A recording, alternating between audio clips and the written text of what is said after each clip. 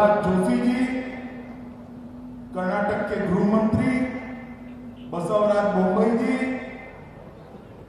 यहाँ के ही वरिष्ठ नेता और ग्रामीण विकास और पंचायती मंत्री कर्नाटक सरकार श्रीमान ईश्वरप्पा जी, यहाँ के लोकप्रिय और युवा सांसद श्रीमान राघवेंद्र जी,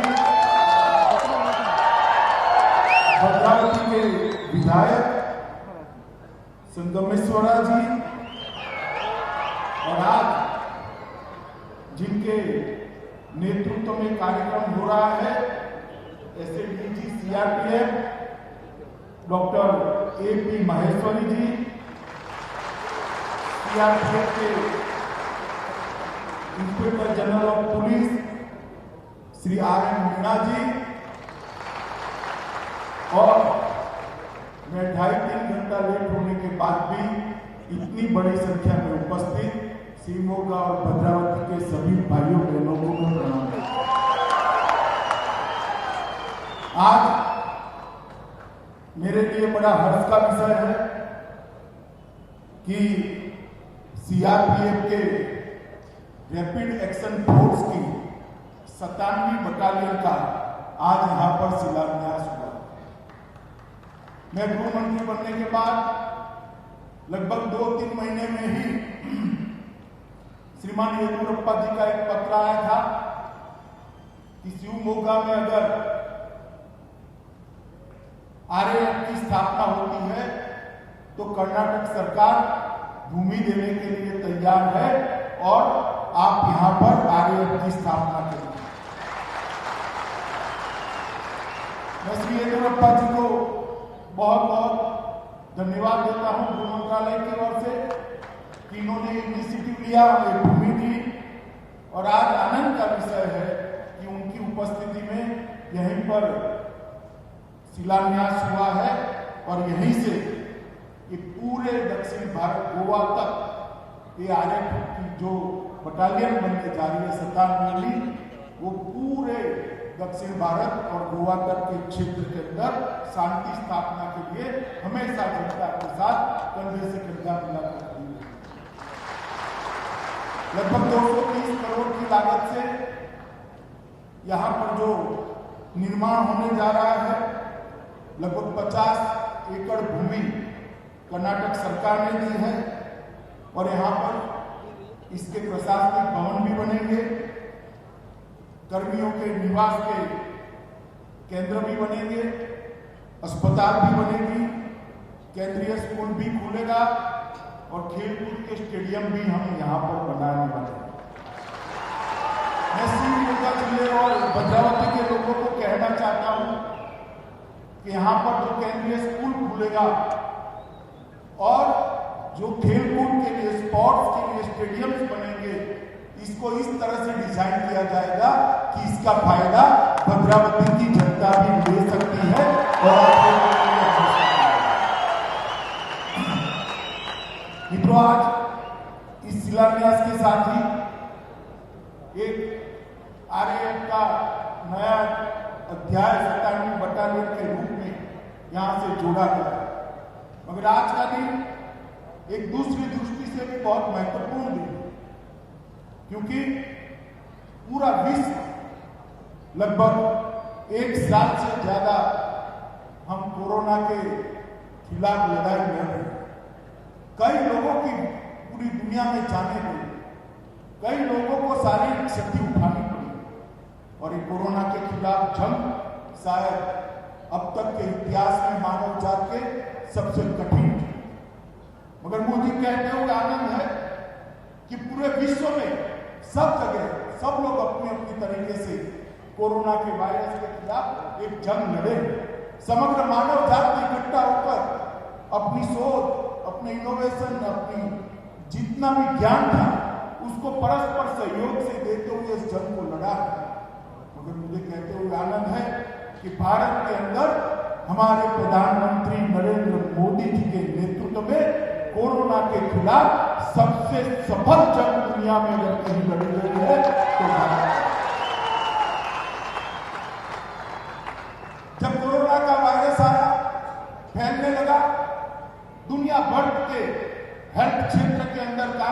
वाले विद्वान चर्चा कर रहे थे कि कुछ देशों की क्या स्थिति, हमारे देश का भी उसमें नाम सुना, क्योंकि आबादी हमारी 130 करोड़ से ज्यादा, हेल्थ इंफ्रास्ट्रक्चर तैयार नहीं था। मुझे बरोबर याद है उस वक्त सिर्फ एक लेबोरेटरी थी जो कोरोना का टेस्टिंग कर सकती थी। आज 2000 से ज्यादा लेबोरेटरी कोरोना का टेस्टिंग कर लोगों के लिए सुविधा है, और पूरे दुनिया भर में चर्चा कितनी बड़ी आबादी वाले देशों के अंदर क्या स्थिति। मगर आज जब टीका भी शुरू हो गया है, तब पीछे मुड़कर देखते हैं तो विश्व के सभी आंकड़ों का अभ्यास करने से मालूम पड़ता है कि सबसे कम प्रतिशत मौतें अगर कहीं हुई है तो अपने भारत में हुई है, और सबसे ज्यादा लोग अच्छे होकर अपने परिवार में गए हैं। लड़ाई को नरेंद्र भाई के नेतृत्व में हम लड़े, वो लड़ाई की सफलता का मूल मंत्र क्या है? मोदी जी का दीर्घदृष्टिपूर्ण नेतृत्व तो है ही, ऊर्जावान नेतृत्व तो है ही। राज्यों के सभी मुख्यमंत्रियों ने भी इसके अंदर बहुत अच्छे तरीके से सहयोग किया, मगर दुनिया का कोरोना के खिलाफ लड़ने का तरीका और भारत के तरीके में अंतर है तो एक ही है। दुनिया में सरकारें कोरोना के खिलाफ लड़ी, और भारत में सरकारें तो लड़ी ही मोदी जी के नेतृत्व में, इसके साथ साथ 130 करोड़ की जनता भी कोरोना के खिलाफ लड़ाई कर यशस्वी होकर सबको साथ रखने का ये जो पद्धति है, सबको साथ रखने का ये जो संस्कार मोदी जी ने पूरे कर्मचारियों के अंदर भरा, इसके कारण ही हम सफल हुए। और मित्रों, आज हम सब भारतवासियों के लिए आनंद का विषय है कि अपने ही देश में बने हुए 2 वैक्सीनेशन के माध्यम से लड़ाई को हम अंतिम चरण में ले जाने में सफल हुए हैं। आज सुबह ही मोदी जी ने वर्चुअल तरीके से ये टीकाकरण की वैक्सीनेशन प्रोग्राम की शुरुआत की। कर्नाटक के अंदर भी 3000 से ज्यादा सेंटर बनाए गए हैं, और आज 3000 सेंटरों पर टोकन रूप से शुरुआती दिन होने के कारण 100 लोगों को टीका लगाया गया। मतलब 3 लाख लोगों को आज टीका लगाया जाएगा, और कल से एक गति 5 गुना और बढ़ेगी। मित्रों, भारत सरकार ने तय किया कि सबसे पहले टीका किसको, तो हमारे स्वास्थ्य कर्मी जो अपने जान की परवाह करे बगैर कोरोना के खिलाफ लड़ते, कई लोग कोरोना ग्रसित भी, कई लोगों की मृत्यु भी हुई, मगर जान की परवाह करे बगैर लोगों की सेवा करते। हमारे सुरक्षा कर्मी जिन्होंने भी फ्रंटलाइन वॉरियर की तरह इसका सामना किया, कई सारे सुरक्षा कर्मियों और राज्य के पुलिस कर्मियों ने अपनी जान गंवाई। ढेर सारे यातायात से जुड़े हुए लोग, सफाई कर्मचारी, ये सब ने अपने जान की परवाह करे बगैर कोरोना के खिलाफ लड़ाई के अंदर बहुत बड़ा योगदान दिया। उनका अधिकार बनता है कि सबसे पहले टीका उनको लगाया जाए। मगर कुछ लोग इसको भी वक्र दृष्टि से अलग अलग गलत फहमियां फैलाने का प्रयास करते। मैं मानता हूं कि टीका लगाने का सबसे पहला अधिकार उन लोगों का है जिन्होंने कोरोना के खिलाफ जंग में फ्रंटलाइन वॉरियर की उपलब्धि, फ्रंटलाइन वॉरियर करके अपनी सेवाएं दी है और इसको उपलब्धि को दर्ज कराने में बड़ा योगदान दिया। मित्रों, कर्नाटक राज्य के अंदर भी लगभग 14 लाख टीके का खुराक आ गया है। मुझे विश्वास है कर्नाटक पुलिस के भी सभी 90,000 पुलिसकर्मी और सभी स्वास्थ्य कर्मियों को जल्द ही टीका लगाया जाएगा। मित्रों, आज आरएएफ की हम स्थापना कर रहे हैं। 1992 में सीआरपीएफ के अंतर्गत ही रैपिड एक्शन फोर्स की स्थापना की। ये द्रुत गति कार्यबल द्रुत गति से जहां पर भी दंगा होता है, जहां पर भी अशांति होती है, वहां पहुंचता है और कम से कम बल प्रयोग के साथ दंगे को कंट्रोल करने की विशिष्ट तकनीक इनको सिखाई है। इनकी एक्सपर्टी है कि दंगों को कैसे काबू में रखें, कम से कम बल प्रयोग करते, जहां तक चले टीयर गैस भी नहीं छोड़ना, फायरिंग का तो सवाल ही नहीं। अपनी उपस्थिति से ही वो शांति स्थापित करने में बड़े सफल रहे और मुझे आज कहने में कोई संकोच नहीं है कि 92 से लेकर आज तक जो RAF का इतिहास है वो जिस उद्देश्य के लिए स्थापना की गई थी वो उद्देश्य को 100% अचीव करने में RAF सफल हुआ। और इसलिए देश के गृह मंत्री के नाते रैपिड एक्शन फोर्स के सभी जवानों को, सभी अधिकारियों और CRPF जिसके अंतर्गत रैपिड एक्शन फोर्स काम करती है, इसके DG माहेश्वरी जी को भी हृदय से बहुत बहुत साधुवाद देना चाहता हूं कि 92 से शुरू की हुई यात्रा आपने सफलतापूर्वक यहाँ पर। मित्रों, मोदी जी की सरकार आने के बाद कानून और व्यवस्था की स्थिति पर ढेर सारा ध्यान दिया। वैसे तो कानून और व्यवस्था हमारे संविधान के अंदर राज्य का विषय है, मगर 2018 में 5 नई बटालियन CRPF की बनाने का निर्णय केंद्र सरकार ने लिया और उसको एक विशिष्ट प्रकार से ट्रेनिंग की भी अलग से व्यवस्था करने पर उनका काम किया। लगभग हमने जो संस्था बनाई है ट्रेनिंग के लिए, और ट्रेनिंग की संस्था ने ढेर सारे राज्य के पुलिस कर्मियों और आर्मी के भी जवानों को इसकी स्पेशल ट्रेनिंग देने का काम किया है। चाहे पुरी की जगन्नाथ यात्रा हो, चाहे अहमदाबाद की जगन्नाथ यात्रा हो, चाहे सबरीमाला के अंदर कुंभ होता हो, चाहे इलाहाबाद के अंदर कुंभ होता हो, हरिद्वार के कुंभ होता हो, रैपिड एक्शन फोर्स का जवान अपने नीले कलर के कपड़ों के साथ खड़ा होता है तो सब महिला, बच्चे, बूढ़े सभी नागरिकों को आश्वस्तता होती है कि अब यहाँ पर दंगा नहीं हो सकता, यहाँ पर स्टैंडर्ड नहीं। और एक तो विश्वसनीयता खड़ी हुई, एक भरोसा लोगों का कमाया वो रैपिड एक्शन फोर्स के जवानों ने अपने कर्म के आधार पर, अपनी एक्सपर्टी के आधार पर।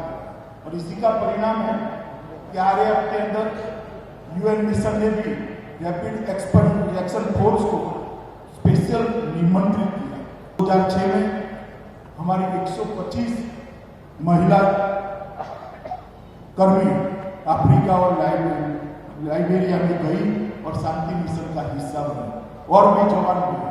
और मुझे कहते हुए गर्व है कि वहां पर भी सबसे अच्छा काम करने का सर्टिफिकेट अगर दुनिया भर में किसी को मिला तो RAF के जवानों को मिला। ये बहुत बड़ी बात है। CRPF ने बहुत सारे लोगों को जोड़ने के लिए अभियान चलाए। CRPF ने गांधी जी की 125वीं जयंती पर एक साइकिल अभियान चलाया, गांधी आश्रम से लेकर दिल्ली तक 27 मेडिकल कैंप लगाए, 87 से ज्यादा छोटे बड़े जल तालाबों का पुनरुद्धार किया और ये सारा CRPF के तहत RAF के माध्यम से किया गया।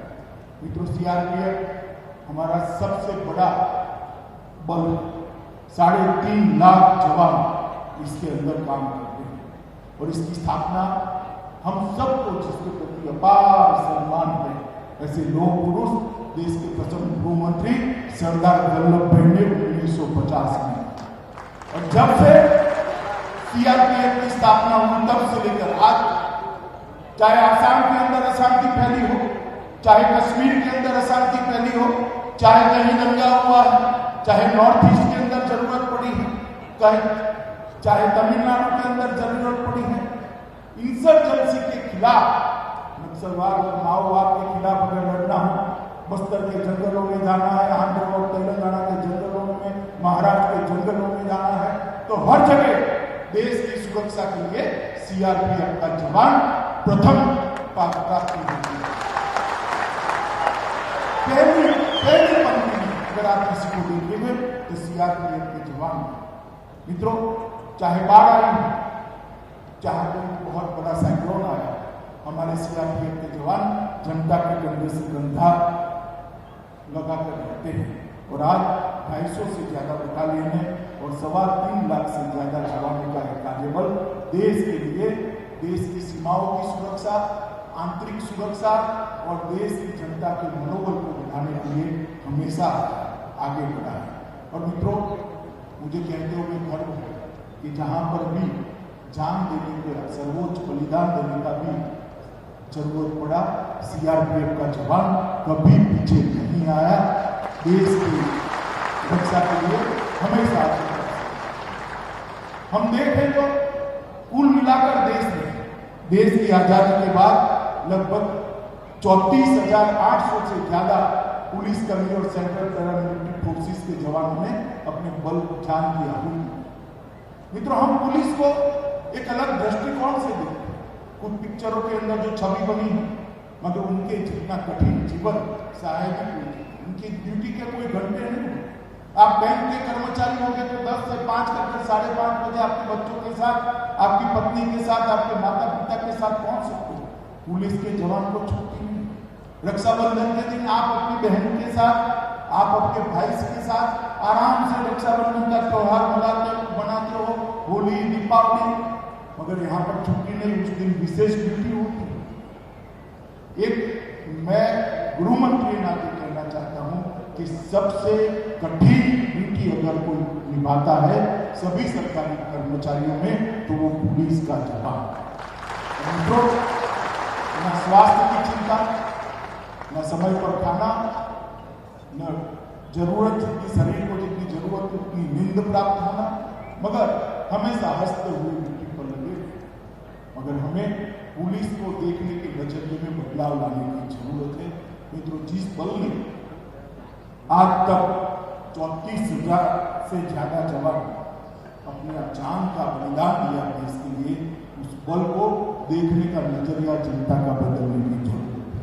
और इसीलिए ये बदलाव के लिए मोदी जी जब प्रधानमंत्री बने तब उन्होंने राष्ट्रीय पुलिस स्मारक का एक निर्माण किया। और राष्ट्रीय पुलिस स्मारक के साथ साथ अब उसको बहुत अच्छे तरीके से डेवलप किया जा रहा है। वहां पर देश भर के पुलिसकर्मियों ने जो देश के लिए काम करते करते शहादत दी है, इनके किस्सों को डिजिटाइज करके रखा गया है। इस पर फिल्म बनाई गई और ये सभी जवानों की तिथियां, शहीदगी की और नामों का भी वहां पर रखा है। मैं आप सबको और एक कार्यक्रम के माध्यम से कर्नाटक की सभी जनता को विनंती करने आया हूं कि दिल्ली जाइए तब निश्चित रूप से राष्ट्रीय पुलिस स्मारक पर जाकर 5 मिनट हमारे जवानों को श्रद्धांजलि देने का काम आप जरूर करिए। मुझे लगता है इससे देश भर की पुलिस फोर्स को मनोबल बढ़ेगा, जनता के प्रति उनका लगाव भी बढ़ेगा और संवेदनशीलता जो जनता के प्रति उनकी है वो और बड़ी मात्रा में बढ़ेगी। मित्रों, मेरा आप सबसे अनुरोध है कि ये जो आरएएफ यहाँ पर बन रहा है वो भी यहाँ पर एक जनता को जोड़ने का एक बहुत बड़ा साधन है। यहाँ पर खेल कूद के लिए जिले भर के बच्चे आए, अलग अलग स्पर्धाएं हों, यहाँ पिकनिक हो, यहाँ पर केंद्रीय विद्यालय जो बनेगा इसका ज्यादा से ज्यादा बच्चा लाभ ले पाए। इस प्रकार की एक व्यवस्था यहाँ हो वो तभी संभव है जब यहाँ से चुने हुए प्रतिनिधि आरएएफ के साथ संकलन कर जनता को जोड़ने का काम है। मित्रों, मोदी जी के नेतृत्व में कानून और व्यवस्था को मजबूत करने के लिए अभी ही संसद के अंदर राष्ट्रीय रक्षा यूनिवर्सिटी और राष्ट्रीय फोरेंसिक साइंस यूनिवर्सिटी की स्थापना है। राष्ट्रीय फोरेंसिक साइंस यूनिवर्सिटी अपने आप में पूरी दुनिया में पहली यूनिवर्सिटी है जो फोरेंसिक साइंस पर ही विद्यार्थियों को पढ़ाएगी और इसको एक्सपर्ट कर देश के फोरेंसिक साइंस के क्षेत्र के अंदर बहुत बड़ा बदलाव है। इसी प्रकार से जो बचपन से स्वप्न देखते हैं उन्हें सुरक्षा के जुड़े हुए कामों में जुटना है, उसकी विशिष्ट ट्रेनिंग के लिए राष्ट्रीय रक्षा यूनिवर्सिटी बनाई है।